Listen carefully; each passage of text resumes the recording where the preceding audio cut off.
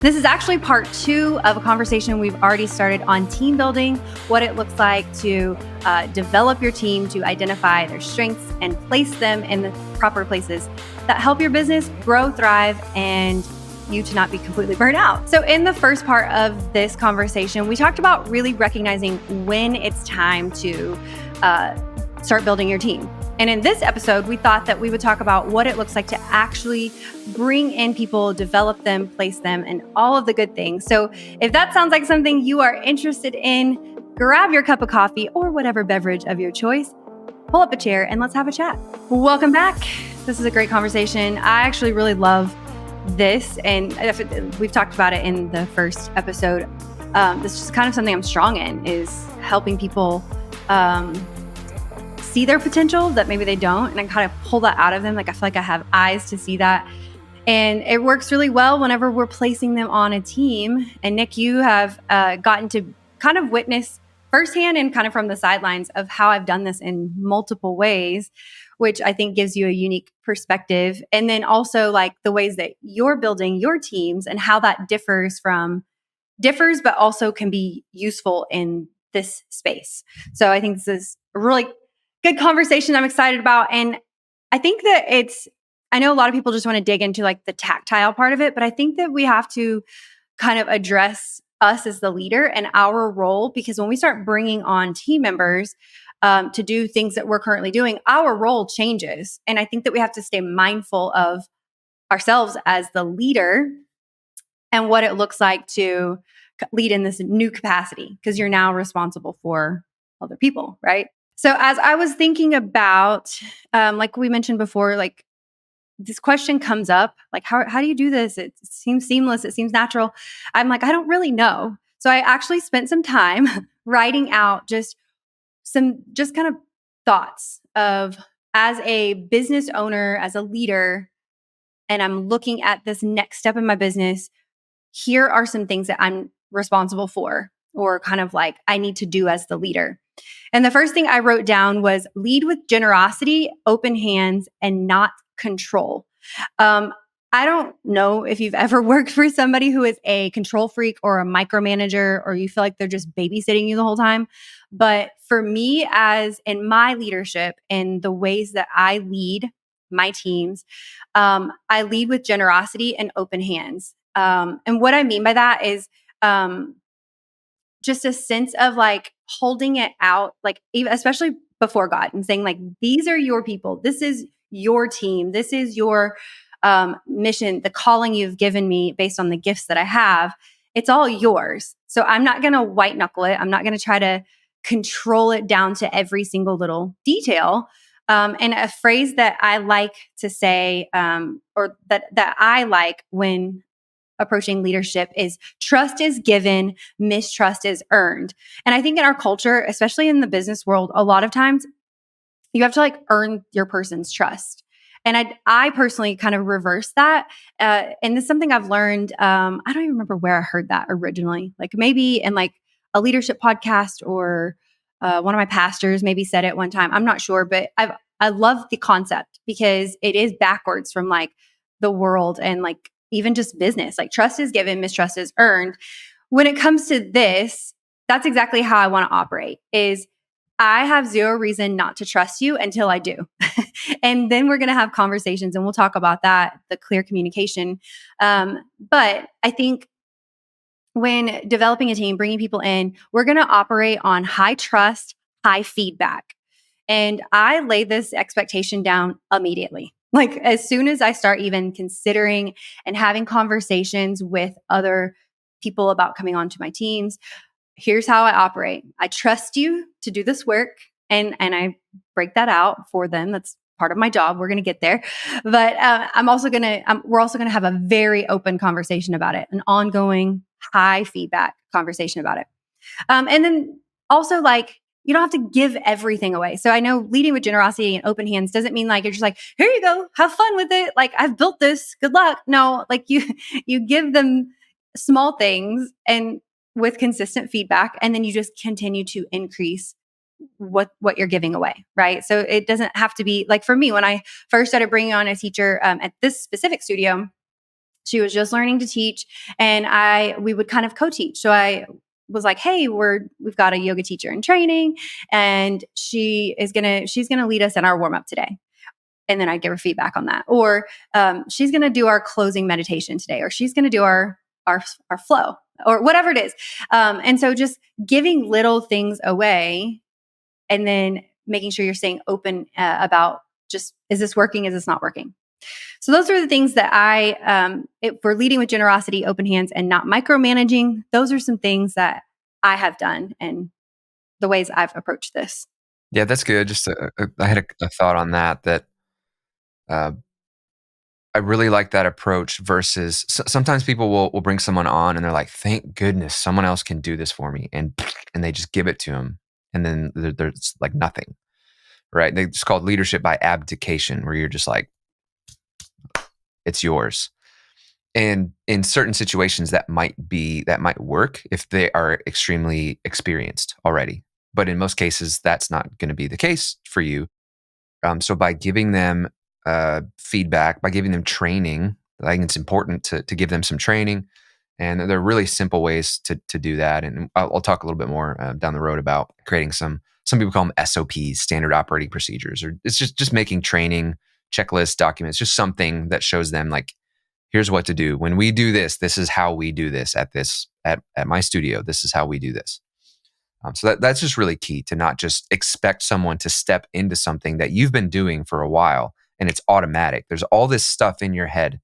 And if you don't somehow get that out on paper or digital paper, if you don't get that out of your head into a way that someone else can understand the process, you're going to set them up for failure right out of the gate. Yeah, and that's actually, we'll just move into that. That's as the leader, our roles start to change, our responsibility starts to change. The first thing we talked about was leading with generosity and open hands, open mind. The next thing that I think we could just lead into is to communicate clearly. Dave Ramsey says to be clear is to be kind. And like what you were saying, I think so many times we will bring in these people, just throw them the stuff we don't want to do anymore, and just be like, here you go, whether they're experienced to handle it or not. And then we won't have the conversations of, hey, this isn't working. So then this creates a whole nother situation of like resentment and bitterness and passive aggressive. Like, no, we're not going to do any of that. So communicate clearly. To be clear is to be kind. So like Nick was just saying, like, make sure your team knows what to expect. Make sure that person or those people know exactly what to expect. I even made a note here that says, put it in writing. Write it down so that they can refer back to it. Right. I usually use like a Google Doc or something. I send it to them, so we have a shared note, and then we can refer back to it. So there's no confusion, right? Like, to be clear is to be kind. Nobody wants to do things with confusion ever. And also making sure you're leading with why. Like when you're bringing people on or you're training them to do something new, this is why we do this. We always start and end on time because we want to honor that person's time. The people that are paying us money, we want to be a person of our word and honor their time. So we're always going to start and end our classes on time. We do lights down, and this is why it helps people to feel safe and feel like less exposed. So when you're giving communication or when you're giving them directions and expectations, lead with why. That's going to help, I think, them understand, why you're doing what you're doing. And then again, high trust, high feedback. Like, let them know, like, here's the expectation, and it goes both ways. Like, you as a leader need to be open to receiving feedback and asking for it on a regular basis. Hey, how's everything going with this class? Are you enjoying it? Is it still fun? Are your numbers where you want them to be? Are you making them, what you want to make? All of those things. Making sure that it's both ways. Like, you're not just the only one giving feedback, but you're asking and receiving it as well. And so I think that, build your team from the ground up with the expectation that we're going to do this. This is how we're going to operate is going to be setting you up for a healthy team. And I always tell my girls, like, vent up, not out. So it's kind of natural, like when you're frustrated about something, to just tell the person, whoever's next to you, or maybe like go to another teacher, like, hey, are you having this issue? Like, that has happened to me, and that was a red flag to me that I'm not asking them for feedback enough, right? Or I'm not making it clear that we're not going to do this out, or just come to me. Like, and we will work together to fix the frustration. But there was something that made them maybe not feel safe enough to do that, or they didn't know that that door was open. So clear communication is key when you're building your team, especially on the front end or anytime you're making changes to what is already in place. You said something there I want to highlight, that leading with the why. One thing that also does is helps share or cast your vision. Like, it's more than just do this, just do this. When they understand the why, it gives them insight into your core values and your vision. And like, this isn't just how we do things. Like, this is a part of who we are. We're making a space where people feel seen and comfortable, and all that stuff. Like, it gives insight into that, so that in other areas they can apply that same thing. So that's important. And something Craig Groeschel has said in the past is that vision leaks casted often, and culture drifts course correct often. And culture is something that I think takes a lot more time to develop. People are with you over a period of time, and you create a culture. But vision is something that you cast right from the beginning, or that you should cast from the beginning. This is who we are. This is what we do. Like that is important. And so I just love his analogy that picture it like a leaky bucket. Like, you just got to keep pouring that vision back in, because it's true. You kind of get stuck not stuck. You just get so narrow focused in the day to day that sometimes you kind of forget, like, why are we even doing this? Oh yeah, Yeah, that's why. And it just kind of reinvigorates, that love and that passion for the people that you're serving.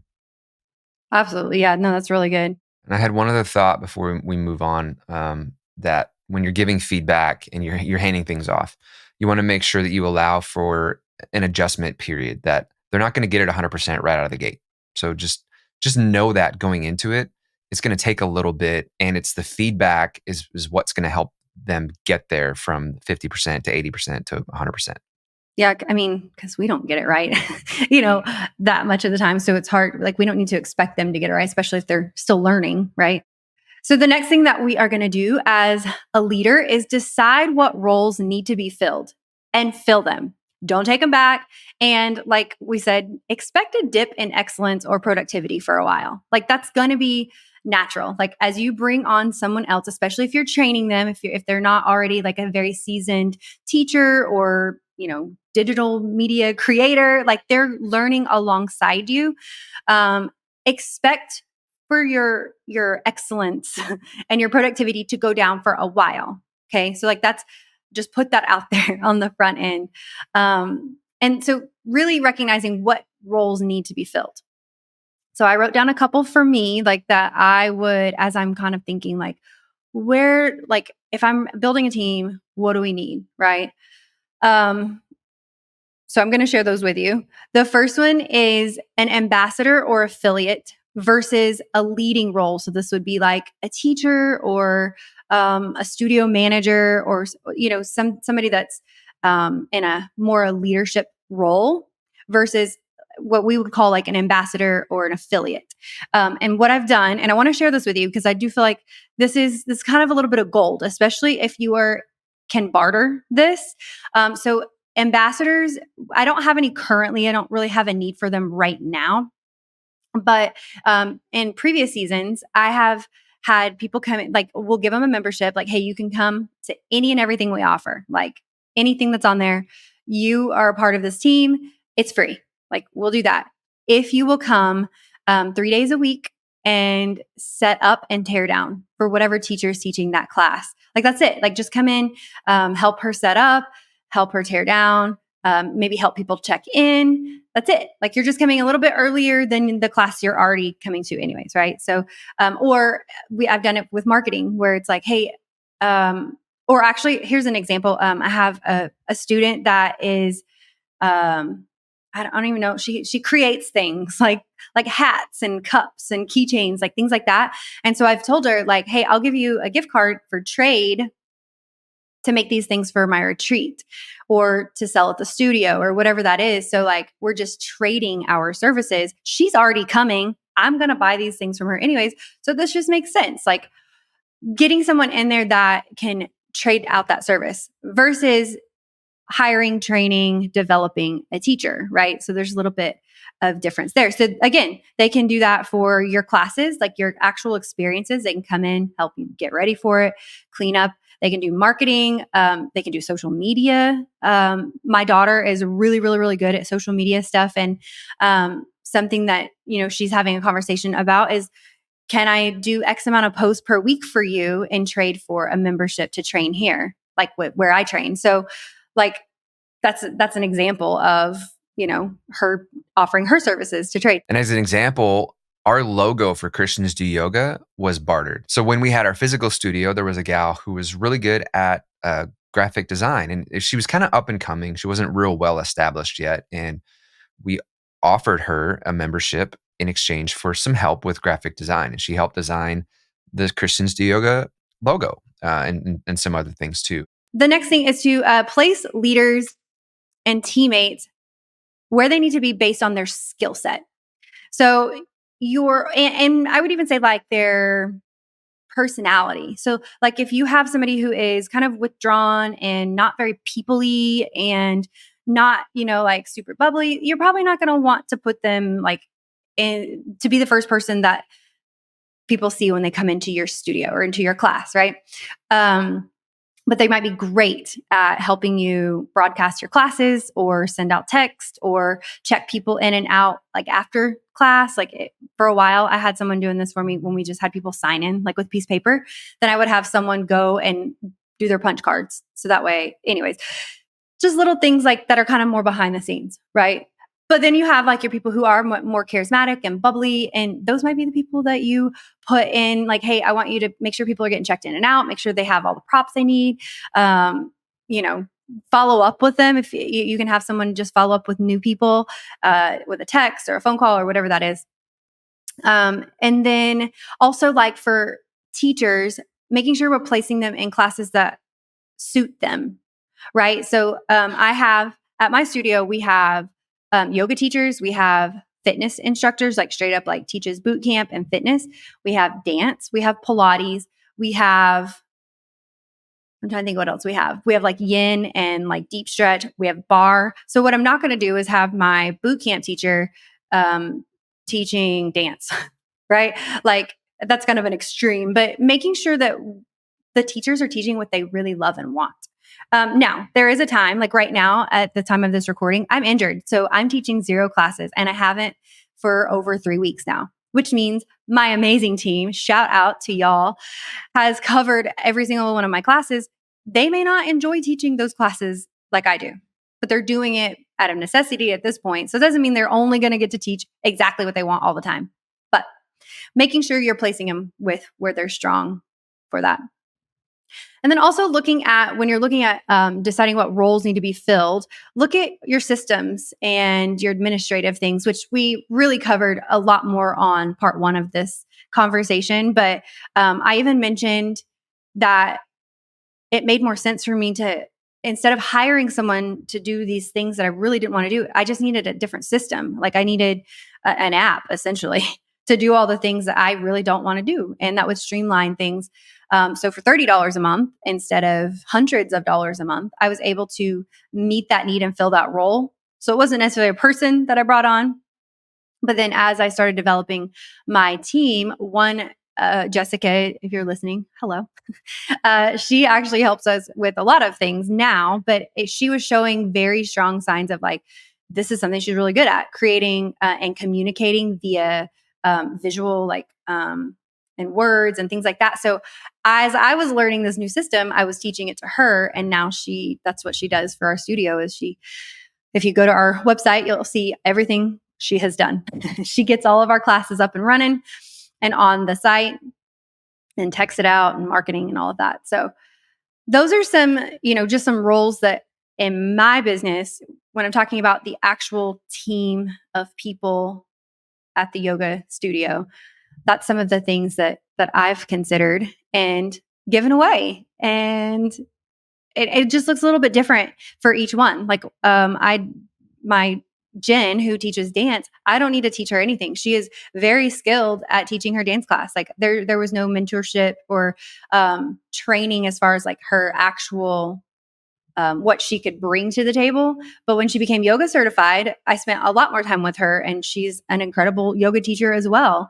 And so just recognizing where you can just place people and say, you're a great dance teacher. Here's our expectations, our perimeters, our, all the things. Run, go, have fun. And then there might be other ones where it is a little more like you're giving a little at a time, right? So, but we're not going to take any of it back. We're going to give it away and let the role be filled. Something that I sometimes fall into, and my work's a little bit different, where I've got like client deadlines. It's not like I'm teaching a class and then it's over. Like I've deadlines for content to finish. And there are some times where I'm feeling the pressure where instead of giving feedback so that he can go and redo it and learn and grow, I'm just finishing it. So there's this aspect of like taking things back or robbing them of the chance to then grow. If you view it in that light, like I'm robbing them of the chance to get better and to really become the best that they can be. And I will continue to have to do this work unless I take the extra time to give the feedback and to help them grow. So really resist that urge to just take things back, even if it feels like it takes a little bit more time and investment upfront. And I think I mentioned this on part one, but you want to look at things that you can delegate or automate or delete. But since we're talking about delegating or automating, looking at what are some things that you're doing that's really manual right now? And there might be a way, even if it's not a new system in general, maybe you already have a system or maybe you don't, but there are likely things that you're doing that are very manual that maybe could be automated with some really simple tools. There's one called Zapier, Zapier, Zapier. And it's a super, like, you can do almost anything. It's pretty crazy what you can do with this tool. And even like doing this thing in a Google spreadsheet can like trigger a new document in another folder, or like, I mean, it's across all sorts of systems. Almost every piece of software today can be interfaced with Zapier.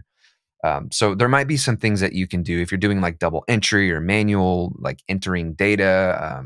I don't know, just maybe consult with someone or ask someone who's techie, like, hey, I have this thing that I do that just takes forever. Is there a way that I could automate this? Or is there software that does this? Or is there a Zapier? Or is there a Zap, as we call it, something we can do just to streamline it? So always be on the lookout. I mean, constantly. You'd be amazed at how many things that you just like, I could totally automate this. Why did I not see this sooner? And sometimes just getting a fresh perspective or someone who knows what they're doing can look at it and go, oh yeah, there's a way easier way to do that. Okay, so you keep hearing me talk about what it looks like to develop teachers and train them and bring them on and do those things. So one of the roles as a leader is to identify their strengths and then develop them. And like we said, place them properly for where they're at, right? Something I tell my girls is you're not employed, you're empowered. Like, I don't want this to feel like a job for them. Like, my heart and passion with our studio and our team of girls, the way that I'm running it now is it's more like boutique fitness. So everybody's teaching what they want. We do everything in a series basis. They can set their prices within reason. They can set their minimums. They can do all of that, and they're all commission based. So the more they work, the more they get paid. But my goal is to create the space, we do all the marketing, we do all the everything that so that they can just show up and teach.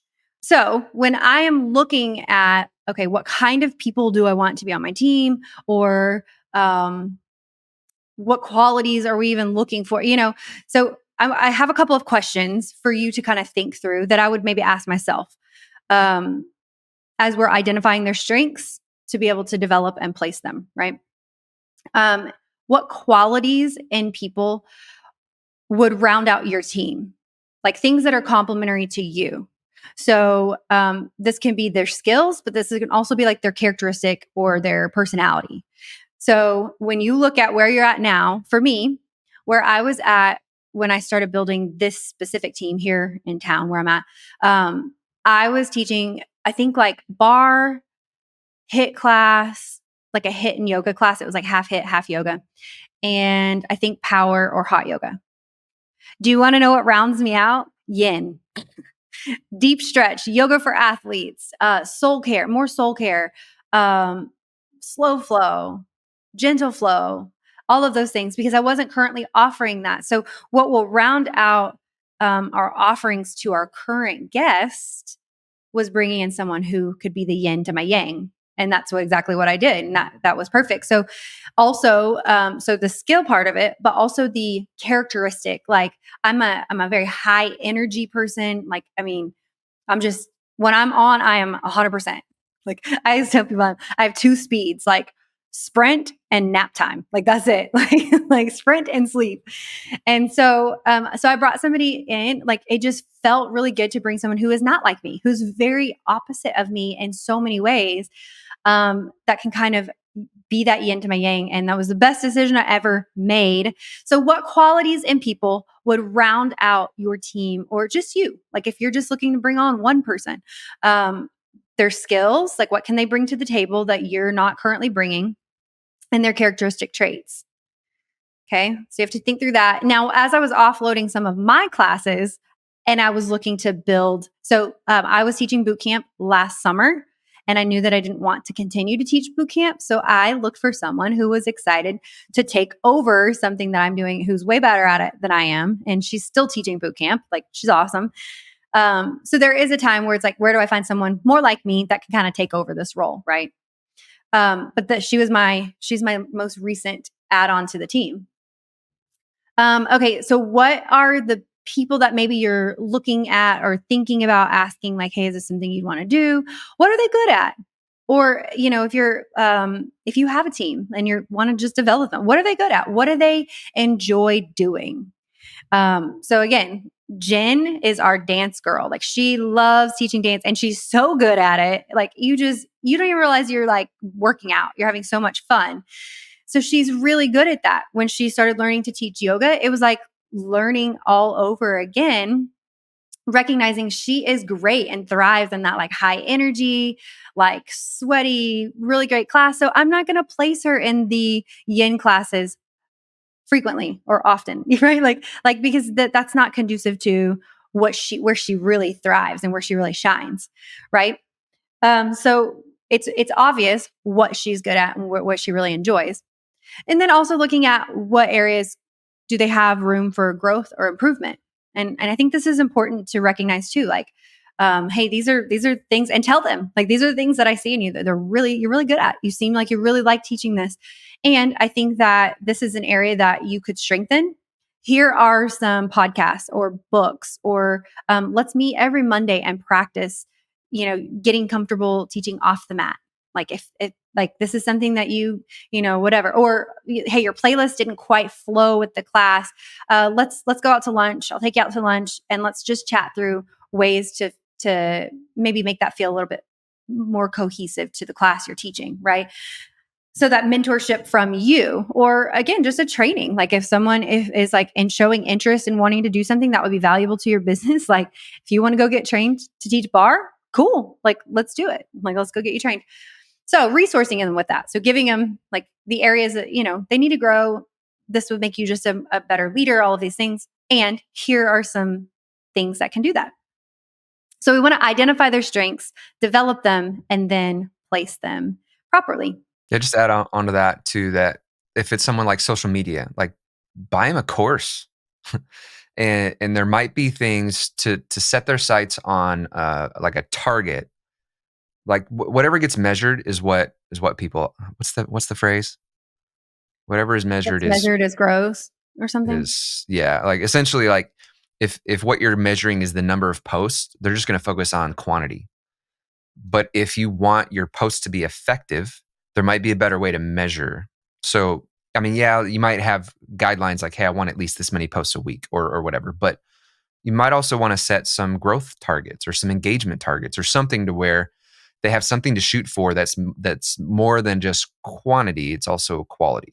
And then equip them to do that. Find a course, like spend a couple $100 on a social media course, and like empower them to really take that to the next level. So I love your empowerment quote, that you can do that in each area. You can empower them to take it to the next level.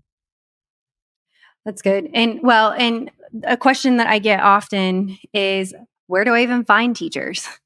And Craig Rochelle, like I mentioned him earlier, if you guys don't listen to his leadership podcast and you're at this point in your business where you are looking to build and develop teams, because you just know like what you're doing right now like isn't working. You're running red. You're wherever you're at. Go download his podcast. It's called the Leadership Podcast with Craig Rochelle, I think. Like that's it. It is so good. They're all like 20 minutes and it's gold. Like it is so good. But he says you don't find good leaders, you develop them. And I love that. So when I'm looking for teachers, where do I find them? They're usually students right out in front of me. Like that. I have 1, 2, 3, 4. All of my team members were once students that paid to come to classes with me. And I just recognized Christy, who is one of my teachers, teammates here, she's really energetic. Like she's so bubbly and energetic. And like, I knew like, and she's got a very strong practice herself, her physical strong practice. And for years I was like, Christy, when are you going to teach for me? Like, I'd love for you to teach some power classes. Like you've got such a strong practice. And it's so great. Now she's teaching all of my classes right now while I'm down. But it took a couple of years and a lot of conversations, and she finally took the plunge, and now she's a rock star. I take her with me to as many retreats as I can because she balances me out in a lot of other ways, in different ways. So students to teachers. And I've done this before where I have paid for their certification and then given them the chance to work it off. Instead of me paying them to teach for a while, while they're learning. So it's kind of a win-win-win. And usually, like for the for the students that are coming to the new teachers class while they're learning, it's like super inexpensive, right? So like the studio is probably not making a whole lot of money, but I'm at least making money back for my, the rent that I'm paying and the, certification. So if it was a $300 certification, I'm like, how can I get this $300 back? Great. We're going to do a 4-week series for $30. We're going to find 10 people. Like 4 classes for $30. Like that's a really good deal. So it's a win-win-win. Like I made my money back. The teacher's getting experience at a very low risk, and students get to be a part of this teacher learning for a very low cost, right? So you can pay to get them certified, like we mentioned, and then let them work that off as you are developing these teachers, right? And then, of course, you can hire experienced teachers. So, like if I wanted to just hire a yoga teacher, like I would have her come in, just do an audition and just say, this is what I feel like you're good at, where you're strong at. This is what I loved about your class. This is what I feel like could be better. Let me put you over here, right? So sometimes you truly do just like find them in the sense of like, you just put out an ad and you can get that. If that's what you want, if you're running, a studio there was a studio I worked for. I think they're running between the two studios. Like Nick, you might know this more than I do, like 100 classes a week between both studios, like that many classes per week. So they had like 30 yoga teachers. So obviously they're going to bring in experience. Like you have to have been teaching for 2 years before you can even audition there. So like you have to have experience. So that's a whole nother thing. But if you're building your business from the ground up organically, all of that, these are going to be more of the things that you might look for. So some qualities that I look for in teammates, little spoiler, it's not how good of a yoga teacher they are or fitness teacher they are, but some things that I look for as I am considering, like, is this somebody I want to work with or that I want to be on my team, is they have to be a learner. Like they have to be willing to learn. And this takes humility. This takes them being very self-aware of where their weaknesses, where their strengths are. So they have to be willing to continually be a student, to learn. They have to be disciplined. This is really important to me. I don't know what it is in me. And the more I talk this out, the more I recognize that, like, even as a parent, like I really am enjoying the older, I say that, but like right before this podcast started, I was fussing at my kids. But I am enjoying the older version of my kids because I don't feel like I'm like I'm not micromanaging and babysitting them so much. And I feel the same way now that I'm putting these together. I really want people who have the ability to consistently and and with discipline manage themselves. Like for whatever reason, that is very important to me, because I want them to thrive. I want them to feel confident in what they do. And I'm going to do everything I can to empower them to do that. But I'm not going to like babysit or hold their hand. So I need them to have the discipline to do the work, to learn what they need to learn. And honestly, like I've never even said these things that I'm telling you right now out loud, but I can see it in every single, like my girls, I've never said like, okay, are you a learner? Check. Are you disciplined? Will you be there on time every time? And will you pick up behind yourself? And will you check? Like, like I've never gone through this list with them, but they all exhibit these things, right? So something somewhere along my communication or my, attracting those people towards me has communicated this. And then the last thing that I wrote down, and Nick might have more that I'm not maybe aware of because I wasn't aware of these until I started really thinking about it, is they have to have passion. Like I need people who are fiery. Like if you just want to come and teach a yoga class because you need $20, $30 to put in your bank account, cool, but like it's probably not going to work for me. Right? Like I need people who love what they're doing and love the people they're serving. And like they get excited. Like you can see that spark in their eyes. They're talking about something that makes them excited. Like you can just see it on their face. Those are the people I want to work with and to run and to do this work with. And none of those have anything to do with how good of a teacher they are, right? Or how good, because that can be learned. They can learn the skill of, like Nick knows this. Like, I mean, he's helped us put together, or he has put together these trainings that, you know, we bring him and we're like, hey, we want to do a yoga teacher training. And he goes through it. He knows enough of the content to probably teach a class right now. Like one day we will ask him to get in front of the camera, but today will not be that day where he's teaching yoga. But like anybody can learn how to teach yoga. There's what, like 90 postures. You just got to string them together. Like anybody can learn the skill. So I think so many times as leaders, we get so hung up on finding a teacher, and maybe you're in a season where you just need to offload classes and that makes sense. Do that. But then we forget to look for the qualities that you can't really see on a mat. So that's going to be their character, their personality, their communication style, right? Like, are they a learner? Are they disciplined? Are they passionate? And this is going to be different for each person. So those are the qualities I look for in teammates, but it might be different for you. Where you're at in your business, your personality style might be 100% different, and that's okay. But I think it's important to know. I think it's important to take notes.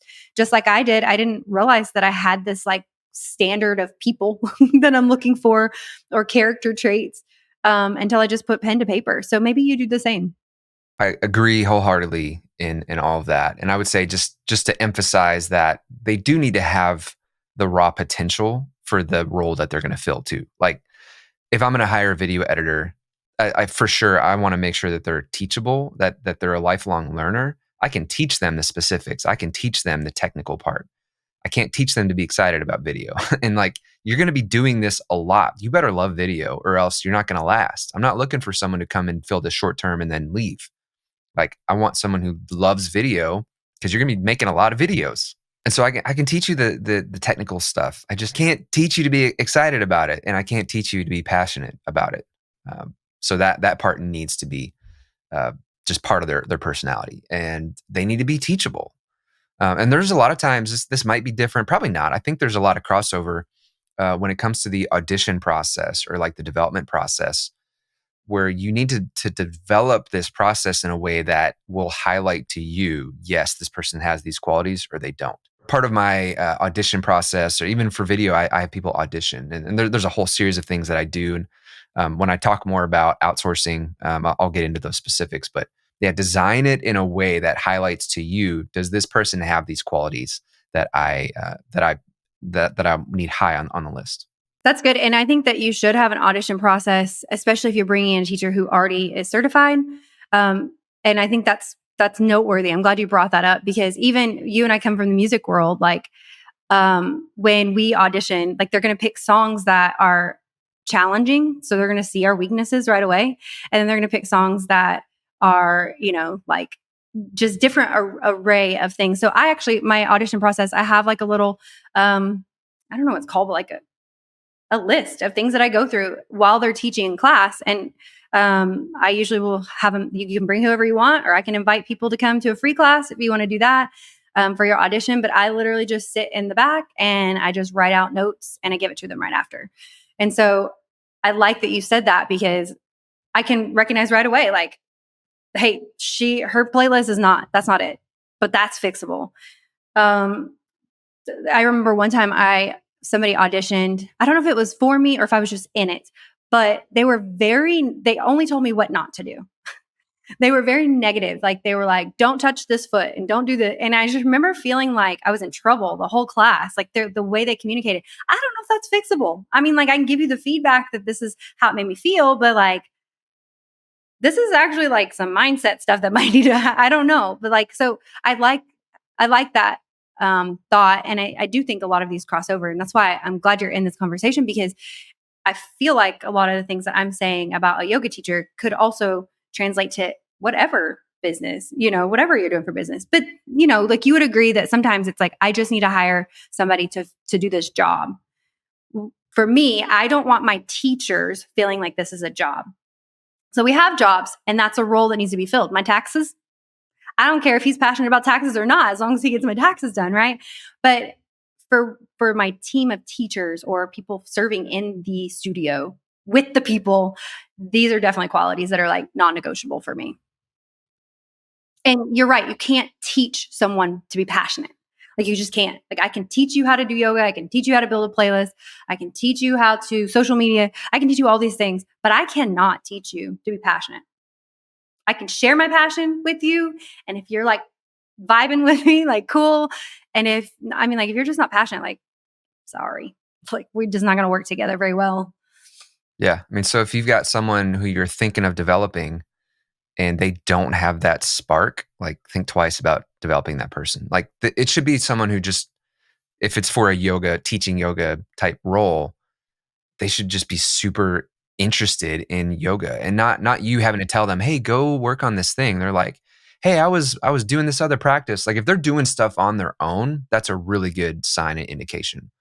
So I've got, Yeah. when I'm hiring a video editor, I actually have some questions I ask, like, hey, who are some of your favorite creators right now? And then one of the questions is more about not the technical aspect of video, but like the actual content itself. And then I have a different one that's more about the technical thing. And if they struggle to come up with someone, that tells me they're not on their own paying attention to this stuff and developing their own skills on their own. And that's a red flag to me.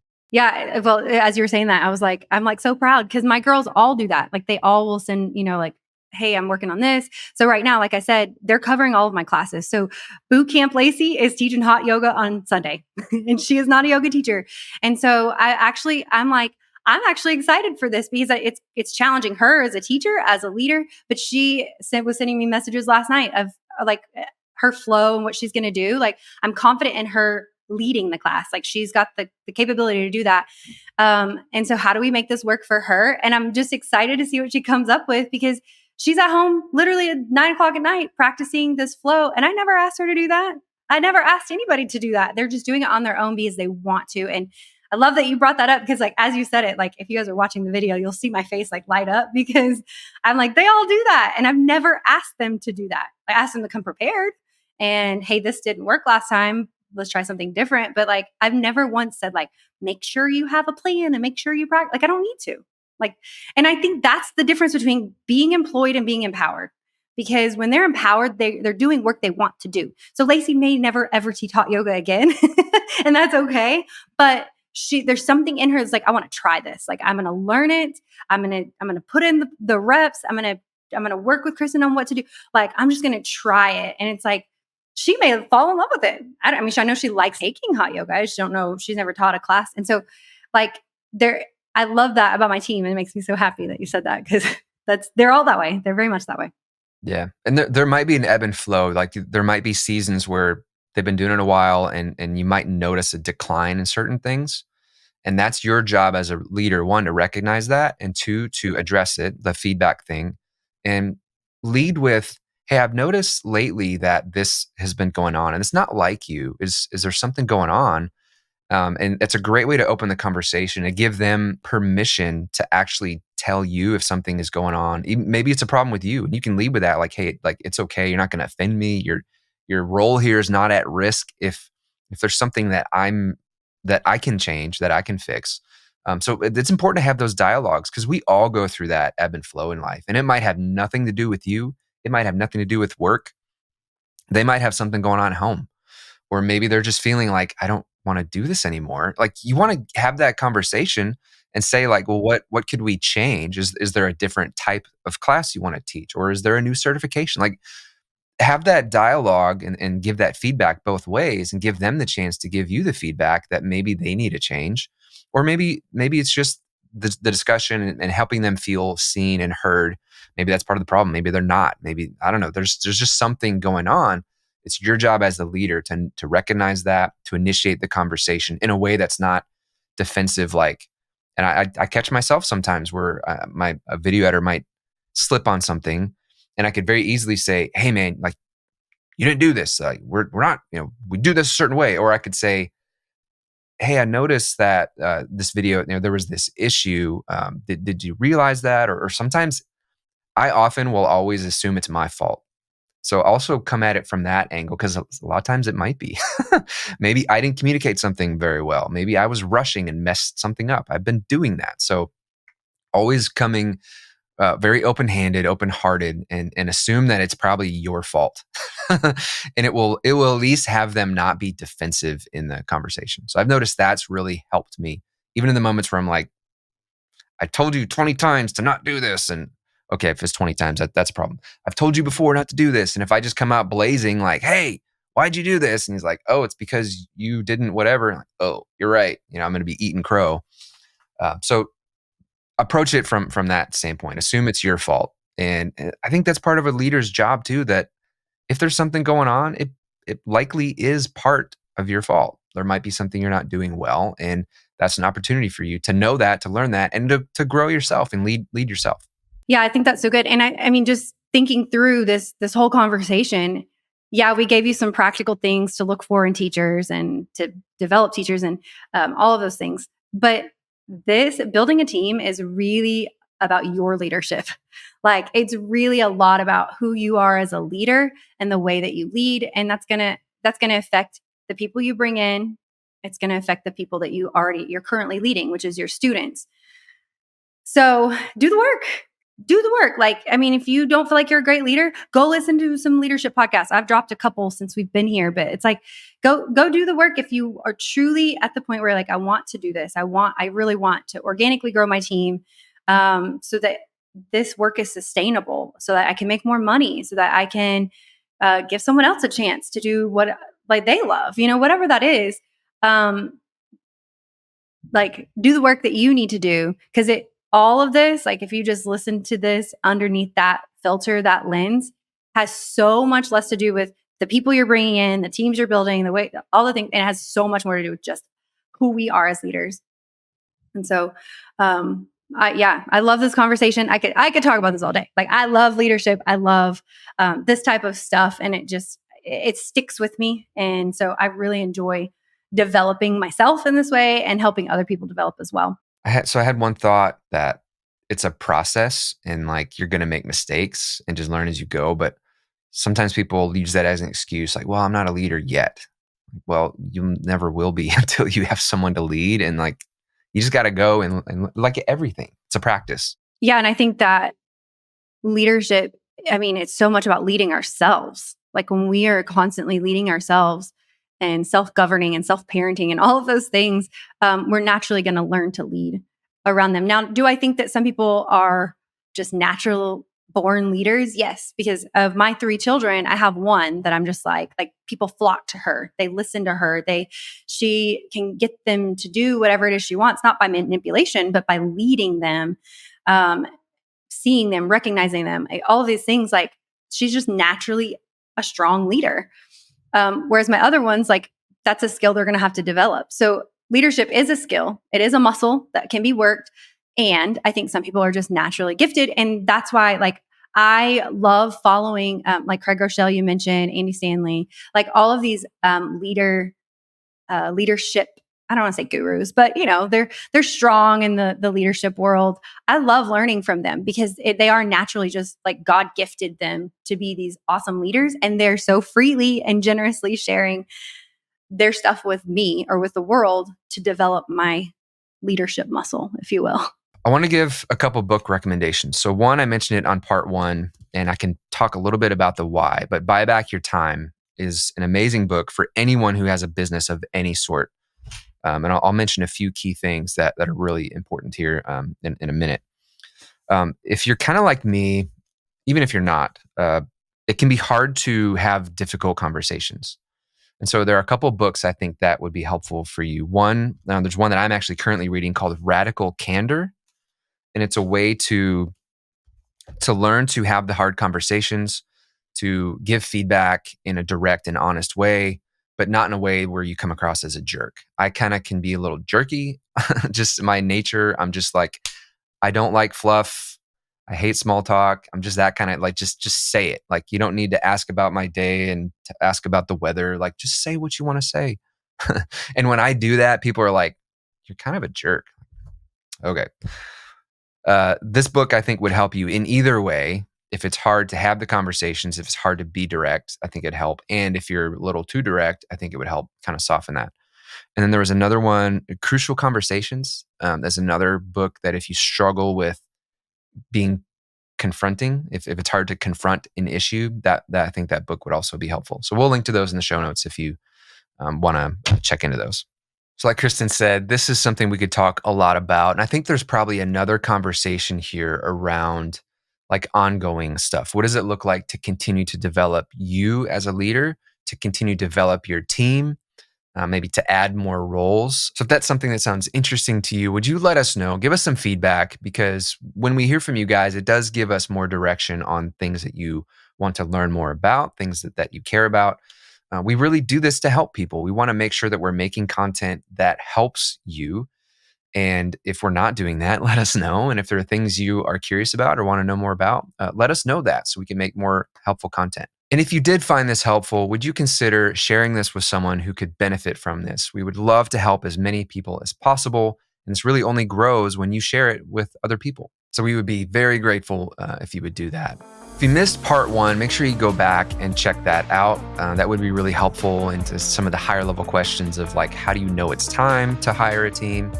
And why would you hire a team? So make sure you check that out if you haven't. And we will see you in the next one.